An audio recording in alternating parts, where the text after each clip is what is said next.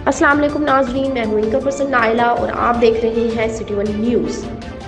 Utility store Jamalpur भी सियासत की भेंट चढ़ गया। आरएम बहावलपुर अपनी नाअहली छुपाने के लिए जमालपुर के यूटिलिटी स्टोर को क्लोज करने लगा, आला हुकाम फिलफोर नोटिस ले।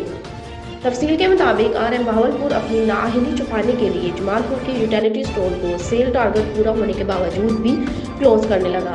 इस महंगाई के दौर में गरीब शहरियों की उम्मीद की आखिरी किरण जल्द ही एहसास कार्ड से मिलने वाला रिलीफ शहरियों को यूटिलिटी स्टोर बंद होने की वजह से 30 किलोमीटर सफर करना पड़ेगा।